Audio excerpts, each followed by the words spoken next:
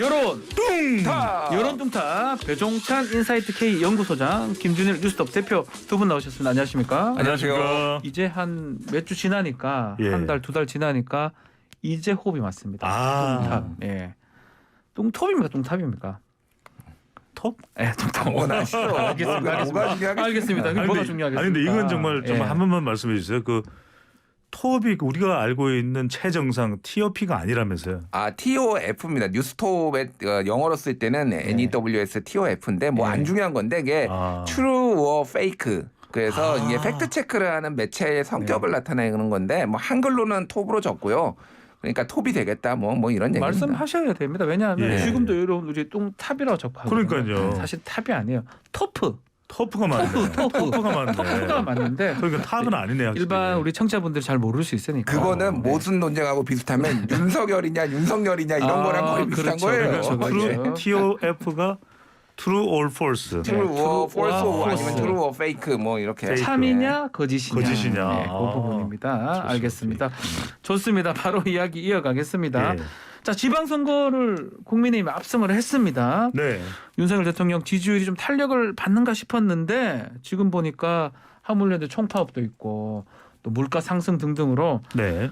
만만치는 않은 것 같아요. 어떻습니까? 그러니까요. 리얼미터가 자체 조사로 지난 5월 30일부터 6월 3일까지 실시한 조사입니다.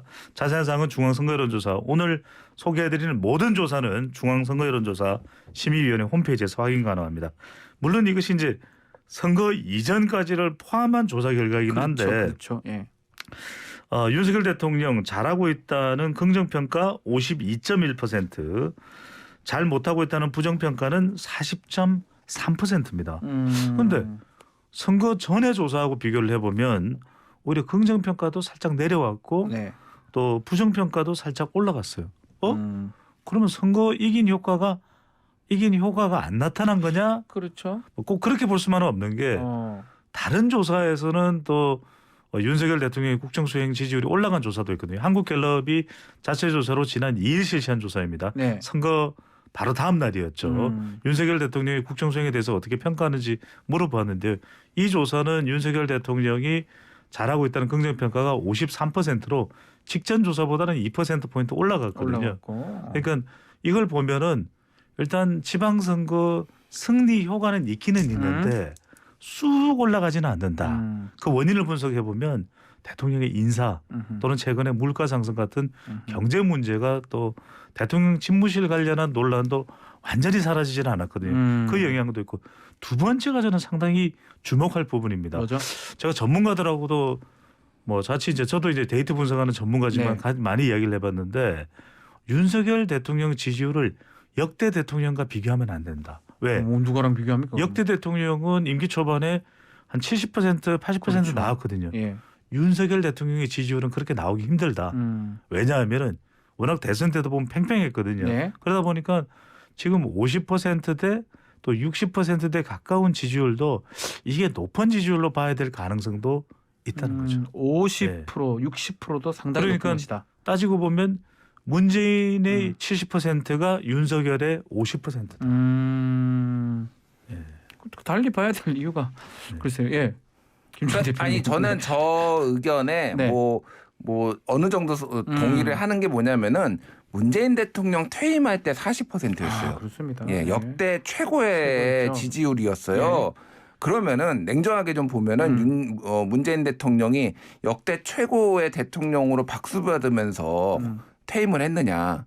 라고 했을 때 그건 또 아니잖아요. 아니었다고 예, 보는 게 물론 맞죠. 이제 모든 대통령이 막판에 레임덕에 뭐 측근 비리에 그러기도 했지만 그런 게 없었음에도 불구하고 굉장히 평가가 또 박한 부분이 있잖아요. 정권 재창출도 안 됐고요. 정권 재창출이 안 됐고 그렇죠. 보수 진영에서 그러니까 이게 지금 전체적으로 보면은 이 대통령 지지율도 갈려 있는 거예요. 그러니까 진영에 따라 갈려 있다 보니까 엄청 뭐 정파를 초월해서 막 뭔가가 되지 않는 이상 쭉 올라가기가 어렵고 그렇다고 폭망하기도 어려운 그렇죠. 구조. 약간 이런 식으로 조금 가는 거니까 아마 요 50% 초중반이 당분간 계속 이어질 거예요. 약간 그렇죠. 고착 상태가 될 것 같다 이 그럼요. 말씀이네요. 그래서 예. 우리 청취자분들도 깜짝 놀랄 이야기도 하실 수 있는데 저도 같이 이제 연구하는 전문가들한테 많이 물어봤더니 네.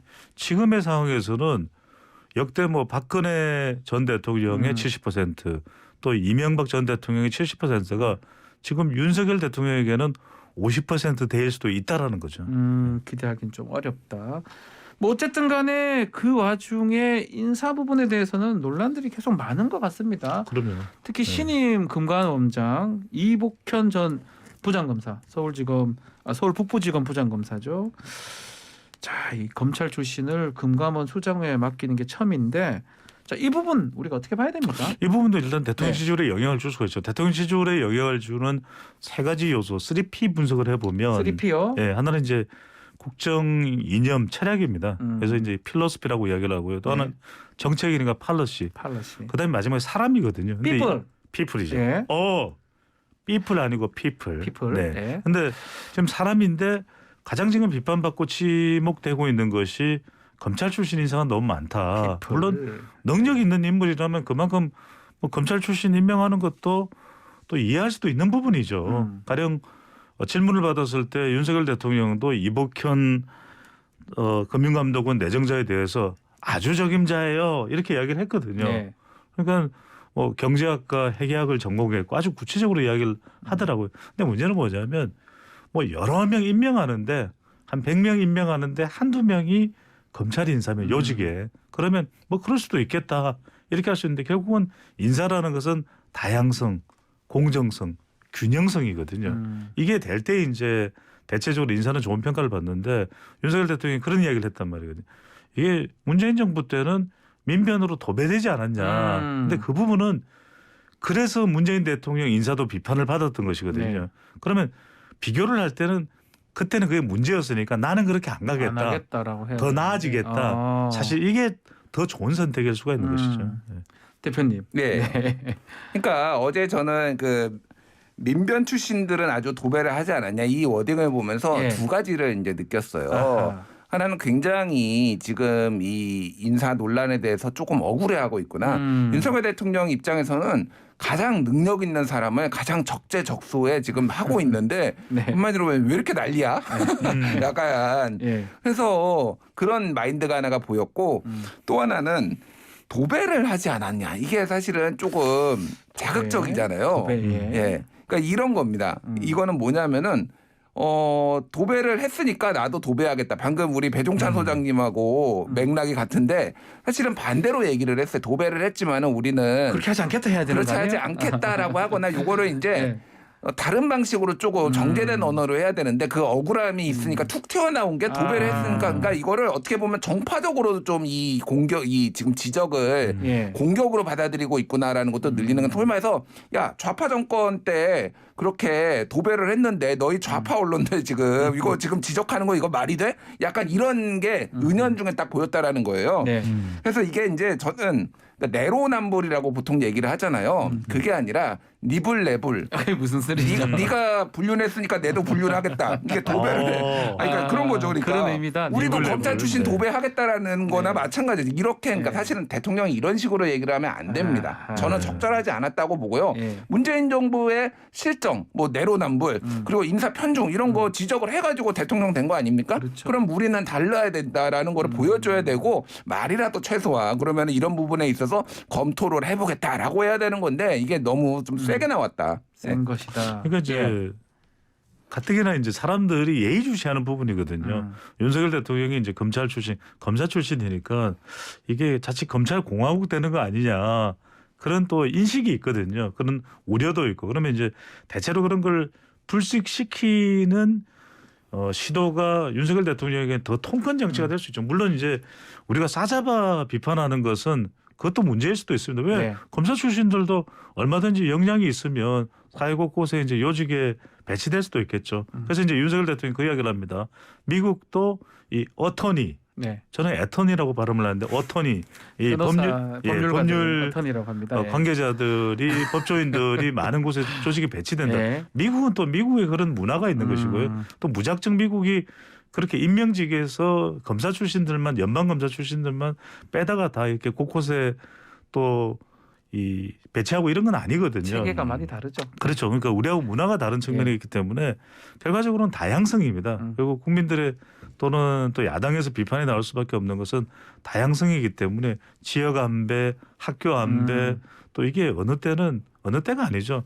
필요한 부분이기 때문에 그 부분을 좀 더 생각해달라는 주문을 윤석열 대통령도 좀 유념해서 반영해 보는 것이 더 낫지 않을까 싶은 생각이 두 듭니다. 분- 짧게 네. 보충 설명을 드리면은 그러니까 미국으로 따지면 한국의 금융감독원은 이제 증권거래위원회 정도 됩니다. 그렇죠. 네. SEC 여기에 연방검사 출신들이 수장으로 위원장으로 가끔 와요. 네. 그러니까 이거를 이 이복현 신임 금감원장의 인사를 완전히 잘못됐다라고 저는 보지는 않아요. 저도 예. 근데 맞습니다. 이제 이거 뭐 파격 인사가 있을 수 있고 사실은 이제 보면서 옵티머스 라임 이런 것들에 제대로 안 됐는데 금융권에서 자기들끼리 봐주게 한 거 아니냐 뭐 이런 시각도 있거든요. 그래서 외부에서 한번 이렇게 인사가 좀 충격을 주는 인사가 올 수도 있는데 문제는 1년의 과정이죠. 그러니까 이게 이렇게 논란이 된 거는 그 앞에 있었던 인사들을 봐야 됩니다. 뭐 이를테면은 박민식 국가보훈처장 물론 정치인이지만은 정치인 검사 출신이 각 국가보훈하고 무슨 상관이 있으며 박성근 국무총리실 비서실장 공안 쪽이거든요. 네, 맞습니다. 갑자기 국무총리 비서실장이 왜 검사가 와야 되며 네. 지금 이거 뭐 한덕수 총리가 그럼 비서실 부리겠습니까? 네. 대통령 실세가 와가지고 거기 못할 비서실에 것 같아요. 앉아 있으면 네. 그러니까 뭐 그 국정원 기조실장을 간다. 인사하고 돈 주무르는데 국정원 검사가 왜 갑니까? 뭐 갈 수도 있어요. 근데 그러니까 이런 일련의 과정들이 있고 이게 딱 나오니까 그렇죠. 야 너무한 거 아니야? 이게 이제 하니까 보수 언론도 소위 말하는 조중동도 사설에서 이거 다 비판했어요. 그러니까 이게 그러니까 아프니까 오히려 이런 야, 도배한 거 아니야? 이런 감정적인 단어가 이제 나온 거예요. 그러니까 그런 네. 것 같네요. 박민식 처장 같은 경우는 참 연관성이 있긴 하더라고요. 아버지가 유공자였던가요? 예. 베트남인가? 그렇다고요. 근데 네. 원래는 윤동주가 아니라 저기 그 손녀 윤봉길 윤주경 윤주경 그분이 유력하게 거론이 되다가 네. 성남에서 사실상 컷오프가 되면서 이제 보훈 뭔가 인사다. 받은 것 같은 뭐 이런 이제 얘기도 있었죠. 있어요. 예, 예. 하여튼간에 어쨌든간에 지금 정부에 검찰 출신 또 검찰 가족들이 상당히 많은 건 사실이고요. 그렇죠. 그러다 보니까 지금 이복현 신임 금감원장도 그런 의미에서 문제가 있다라는 지적이 되는 것 같습니다. 맞습니다. 인사는 항상 제가 어느 정부 간에 저도 이 방송에 뭐 15년, 20년 가까이 하면서 인사 문제는 이게 대통령 지지율에도 영향을 줄 수 있기 그렇죠. 때문에 넓은 바다에 인재를 발탁할 수 있는 배를 띄워라. 그게 정답입니다. 자, 지금 인사 얘기 좀 더 하면요. 박순애 교육부 장관 후보자, 또 김승희 보건복지부 장관 후보자 등등 논란이 아직 남아 있는데 국회의원 구성이 안 되고 있습니다. 인사청문회가 지금 20일 시간상으로 봤을 때는 패싱될 가능성도 있는 것 같은데 어떻게 보십니까? 그러니까 원래 원구성 평균 33회 걸립니다.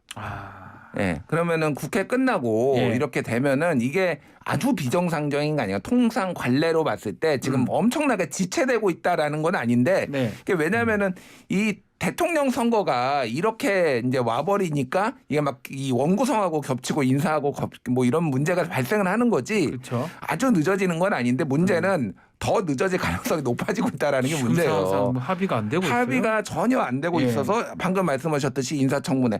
박순애 교육부 장관 후보자 같은 경우에는 지금 언론에서만 예. 보도가 연일 나오고 있거든요. 이런저런 거 나오고 있는데 정치권에 논문 음주 뭐 많아요. 몇 개. 예, 음주 0.251. 0.251은 최소 소주 3병에서 많으면 4병입니다. 이거는 제가 예. 뭐 제 콤판사다고 했는데 제가 사건에서 0.25를 본 적이 없습니다. 그 정도로 엄청 센 겁니다. 0.25면 뭐 현장 체포 아닌가요?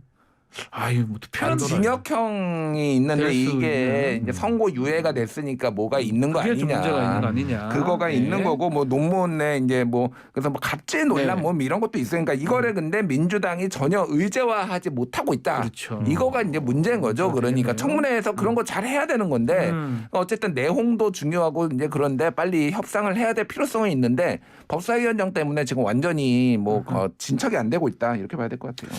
자, 국회 얘기 좀 더 해보면요. 민주당은 지금 우상호 의원을 중심으로 혁신 비대위 출범을 했는데 좀 비대위 면면이 이용우 의원, 또 한정혜 3선, 또 박재원 의원은 재선 의원, 또 김현정 원외위원장인데 어떻게 비대위원 면면이 어떻습니까? 결국 뭐 비대위는 이제 비대위원 면면보다는 비대위의 이제 성격이겠죠. 그러니까 비대위가 해체되고 난 이후에 다시 비대위잖아요. 네. 그리고 이건 전당대회까지 임시 비대위고 결국 비대위를 이야기할 때는 세 가지 지표입니다. 시간이 있느냐, 네. 그다음에 내용은 뭘 채울 거냐, 그다음에 이제 지지율이거든요. 그러니까 역대 비대위원장이 좀 긴 기간 동안 비대위를 운영하더라도 중간에 물러나고 유야마야 되는 건 지지율이 더 하락해요. 하락하는 경우들이 많았다는 거예요. 그러니까 네. 시간이 충분하냐. 비대위가 뭘 하려고 그래도 자 벌써 6월 중순입니다. 그다음에 7월 지나고 바로 전당대회로 접어들거든요. 7월부터 이제 전당대회 불이 붙을 거예요. 맞습니다. 그다음에 내용상으로 보면은 뭘 채우지? 그럼 선거 패배로만 채울 건가? 아니면 혁신 방안을 낼까? 그럼 이건 전체 구성원들이 또 동의를 하고 공감을 해줘야 되는데 문제는 뭐냐? 이 비대위는 우상호 비대위의 목표는 화합과 개파 갈등을 조정하는 거랑 그다음에 전당대회까지 관리할 거예요. 그런데 이게 쉽지가 않습니다. 왜? 쉽지가 않다. 공천이 걸려 있는 이 지금 전당대회에서 핵심은 뭐냐면 이건 이런 내용이 아니라 결과적으로 기성전 이재명 당권 도전 여부에 달려 있거든요. 네. 쉽지 않을 것 같아요. 쉽지가 않을 것이다. 유인태 전 국회 사무총장이 네. 이제 비대위원 해달라는 요청을 받았고 이제 언론 인터뷰에서 그 얘기를 했어요. 맞습니다. 그러면서 예. 거절했다고 하면서 이런 얘기를 합니다. 2달짜리가 무슨 혁신 비대위야? 혁신이 되겠어 그게?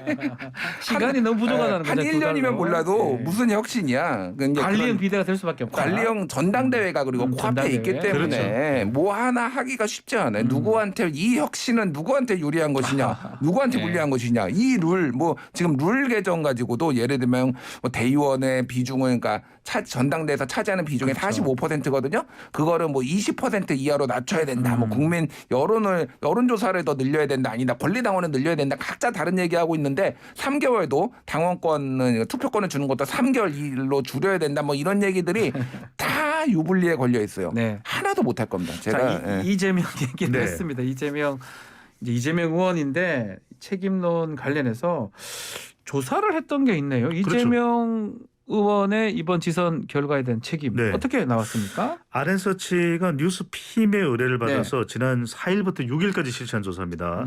지방선거 패배에 대해서 이재명 의원의 책임론을 물어봤습니다. 책임이 있다에 공감한다 35%, 책임론에 반대한다 52.7%예요. 그러니까 대체적으로 이 이야기는 뭐냐면 국민의힘 지지층에서는 이재명 책임론을 이야기할 겁니다. 그런데 네. 더불어민주당 지지층이나 중간지대 유권자층, 중도층을 보니까 책임론에 반대한다는 이야기예요. 그 이야기는 뭐냐면 여기서 우리가 세 가지를 볼 수 있습니다. 또 세 가지 볼 수 있습니다. 첫 번째는 뭐냐면 이 민주당의 패배는 모두의 책임이다. 그러니까 586 용태가 아니라 모두 용태다. 모두. 두 번째는 이렇게 되면은 이재명 의원이 전당대회에 조금은 가볍게 조금은 홀가분하게 출마 가능해진다는 이야기예요. 그렇다면 결과적으로 뭐다? 8월에 더불어민주당의 전당대회는 이재명의 전당대회가 될 가능성이 상당히 높고 그러면 이재명 의원이 주도하는 정당이 될 가능성이 높은 거죠. 자, 이재명 의원의 전당대회 출마 여부 이게 지금 가장 중요한 뭐 이슈가 될 것 같은데 아직까지는 뭐 고려하지 않는다라는 얘기를 했는데 어떻게 우리가 앞으로 봐야 됩니까? 나오겠습니까? 뭐 지금 얘기를 하면은 전당대회 출마하겠습니다. 얘기를 하면은 네. 지금 뭐 기름 끼얹는 거죠. 그럼 이제 하더라도 난리가 나중에 얘기하겠죠. 뭐 나오더라도. 직전에 네. 국민 당원들의 마음과 국민들의 여론을 깊이 네. 염원을 또 출마해 달라라는 당을 구해 달라는 이런 요청을 받아서 정말로 심사숙고한 끝에 밤잠을 못 이루고 심사숙고한 끝에 이제 나오겠다 이렇게 이제 뭐 직전에 하겠죠. 그러니까 예. 지금 이거는 뭐 그냥 정치적 수사로 보면 될 것 같고 방금 책임론 책임론 네. 이건 어떻게 해석을 해야 됩니까? 그러니까 책임론을 여론조사로 이제 할 수 있냐는 우리가 이게 좀 의문스러워요. 여론조사를 분석하는 건데 모든 여론조사 만능에 빠지면 안 되거든요. 얘를 지금 제가 민주연구원 쪽 분한테 예. 민주당 정확한 민주당 쪽 분한테 얘기를 들은 거예요.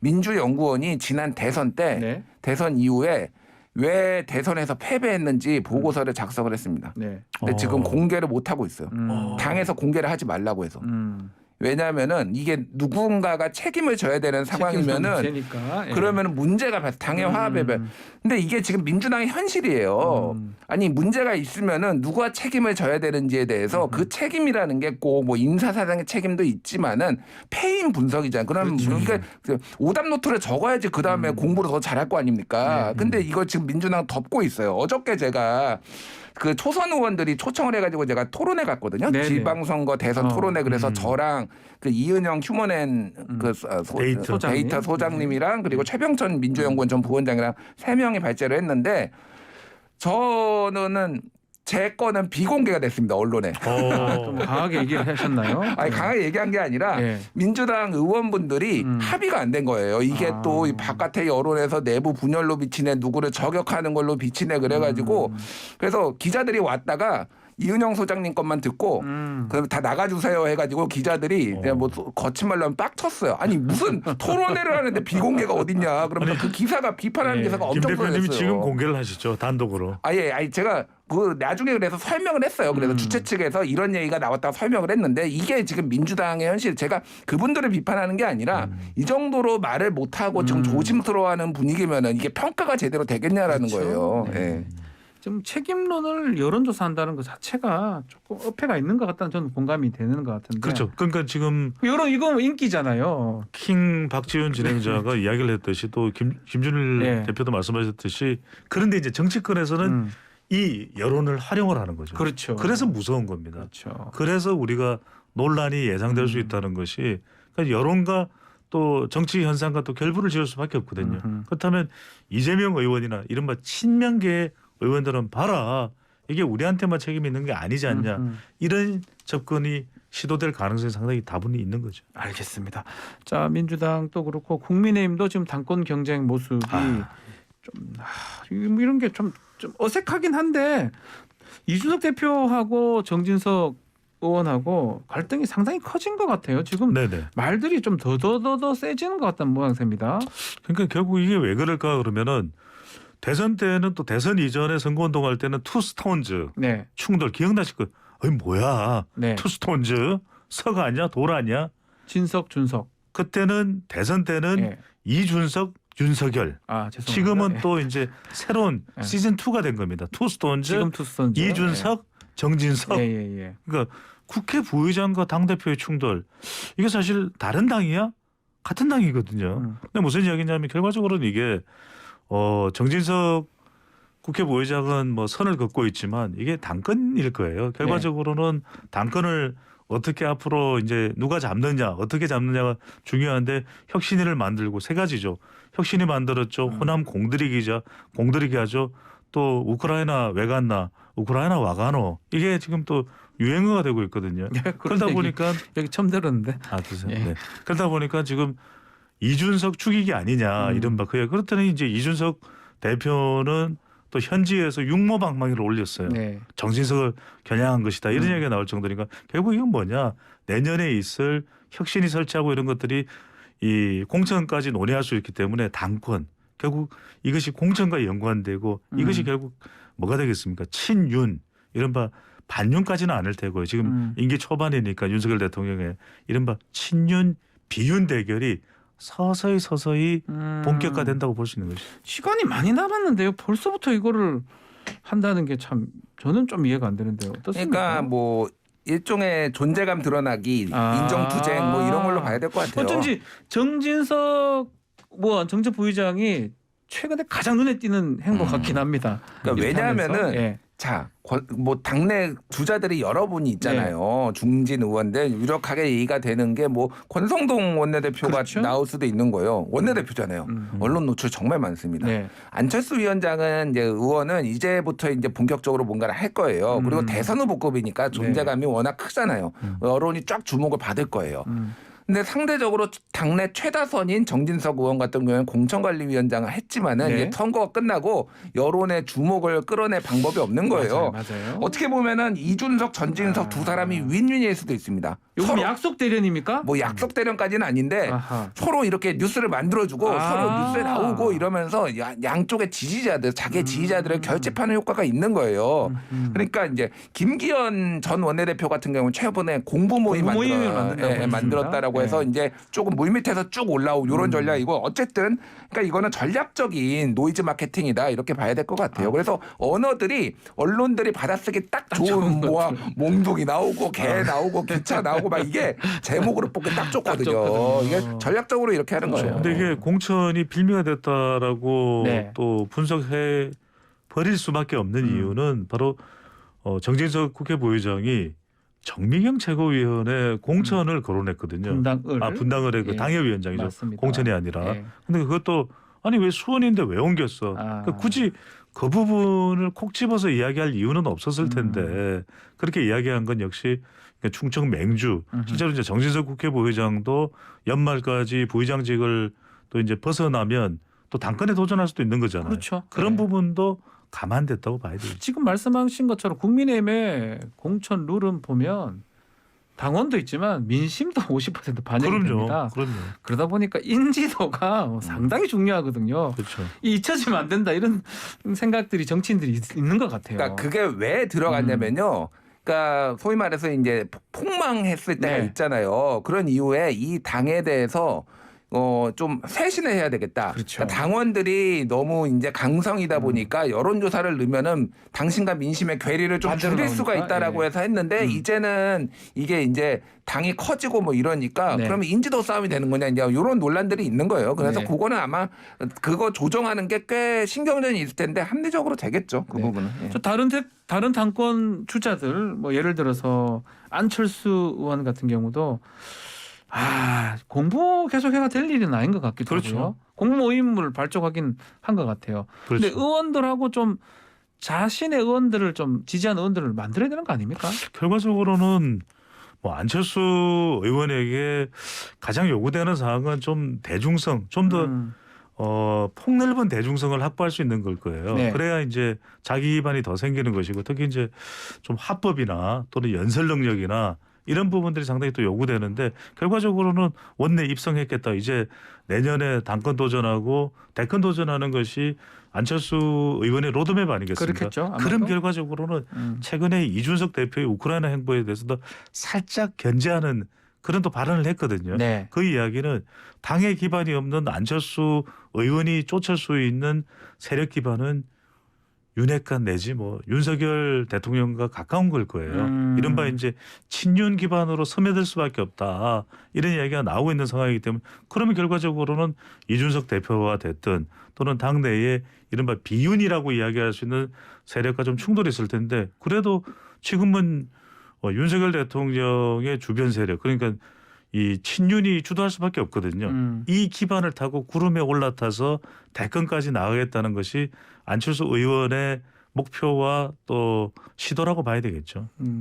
안철수 의원은 결국은 좀 윤 쪽에 가깝게 가야 된다. 그래서 인수위도 가고 뭐 그랬던 것 같기도 한데 어떻습니까? 모두가 사실은 이게 절반은 친윤 경쟁이라고 보면 될 것 같아요. 이준석 대표도 네. 이미 뭐 윤석열 정부의 성공을 위해 그리고 이것도 우크라이나 간 것도 윤석열 정부하고 긴밀하게 그렇죠. 협의했다. 모두가 어쨌든 윤신 점심, 윤심을 내가 전하는 사람이다. 네. 뭐 이런 식의 이제 해석 투쟁이 있는 거거든요. 안철수 위원장도 그런 식으로 지금 당내 지지를 확보하기 위해서는 그런 식으로 갈 수밖에 없어요. 지금. 윤심. 자, 지금 이제 우리 국회에서 남은 거는 원구성이 지금 좀 문제가 되고 있습니다. 그렇죠. 특히 국회의장도 뭐 내정은 됐다고 봐야 되는데 선출이 지금 안 되는 상황이잖아요. 본회의를 못 열기 때문에. 결국 법사위원장이에요. 그렇죠. 이걸 어떻게 풀어야 될지 하고 또 하나 더 이게 안 풀리면 어느 당한테 불리한 건지도 한번 질문을 드려볼게요. 안 풀리면은 더불어민주당은 상당히 또 타격이 있겠죠. 왜냐하면 요거는요? 법사위원장을 고소하려는 이유가 야당이 된 상황에서 검찰 수사권 기소권 분리를 그대로 지속 유지하고 싶은 것이 가장 큰 민주당의 목표라고 봐야 되지 않았겠어요. 그런데 지금 국회의장이야 다수당이 가져가는 것일 테고 결국 문제의 핵심은 법사위원장인데 약속을 했잖아요. 배분하기로. 그럼 명분이 없어요. 이것을 계속해서 민주당이 끌어안고 있을 명분이 없거든요. 그렇다면 약속대로 하지 않는다면 여기에 여론에 또 역풍이 있을 겁니다. 부작용이 있을 테고. 네. 그렇다면 뭐 검찰 수사권 기소권 분리는 법사위원장을 또 차지하고 있느냐 없느냐는 다르게 접근을 해야 되겠죠. 그렇지 않다면 이 부분이 상당히 또 민심에 또 영향을 또 타격을 지지율에 또 영향을 받을 수밖에 없다고 봐야 되겠죠. 박홍근 원내대표 같은 경우는 그런 얘기는 했어요. 권성동 원내대표가 그걸 파기했지 않느냐. 뭐 우리도 지킬 의무는 없다라고 얘기를 하지만 그럼에도 불구하고 법사위원장까지 협상이 안 된다 그러면 민주당한테 불리할 것이다. 저는 라는- 이거 8월까지 갈 것 같습니다. 8월까지. 왜냐하면은 선거가 없어요. 선거가 있으면은 이거가 어떻게 해서 누가 양보를 하고 하면서 유불리를 딸 텐데 선거가 당장 없고요. 네. 그리고 민주당 전당대회에 있어서 그때 리더십이 생기기 때문에 이거 꽤 오래 갈 것 같아요. 이 문제가. 그때 그 리더십을 가진 자가 정할 것이다. 이 말씀이네요. 그렇죠. 아. 네. 그럴 수도 있는데 그때까지 계속 됩니까? 그래가 됩니까? 그럼요. 표가? 그게 이제 첫 번째는 그런 경우에 민주당이 가뜩이나 지금 지지율이 내려가는데 더 타격받을 수 있고 또 하나는 지금 인사청문회를 해야 되거든요. 그러니까 지금 그런데 다 패싱하게 생겼습니다. 원 구성이 안 되면 네. 이게 다 패싱이 되는데 그 책임이 자칫 잘못하면 국민의힘도 책임은 있겠죠. 하지만 민주당에 돌아갈 가능성도 배제할 수 없다면 이건 상당히 부담이 되는 거죠. 비대위가 부담이 될 수가 있어요. 풀 방법은 없는 겁니까? 아니 그냥 명분대로 가면 되죠. 국회의장은 다수당이고 갖고. 그다음에 법사위원장은 후반기에는 국민의힘 쪽으로 가기로 했던 거잖아요. 그거는 뭐 달리 그것을 그것을 파기할 명분이 없어요. 그렇다면 적어도 정치라는 거는 뭐 법만으로 운영되지 않는 것이 또 정치권이잖아요. 네. 명분이 있어야죠. 국민의힘이 이 법사위원장 양보할 가능성도 없는 거죠. 양보할 이유가 없고요. 이유도 없고. 이거에 민주당이 더 그 수렁으로 빠질 가능성이 있기 때문에 그렇기 때문에 그냥 이 지리한 대치를 하면은 민주당한테 더 불리한 거는 사실인데 아까 말씀드렸지 선거가 없기 때문에 네. 민주당은 개의치 않을 겁니다. 그럼에도 네. 불구하고 네. 불리하지만서도 끝까지 갈 가능성이 매우 높다. 알겠습니다. 자, 오늘 말씀 여기까지 들어야 될 것 같습니다. 정말 잘 맞췄네요. 우리는 다 다뤘어요. 다 다뤘어요. 항상 다 다릅니다. 자, 여론동타 배종찬 인사이트 연구소장 또 김준일 뉴스 대표님 두 분 감사합니다. 감사합니다. 고맙습니다.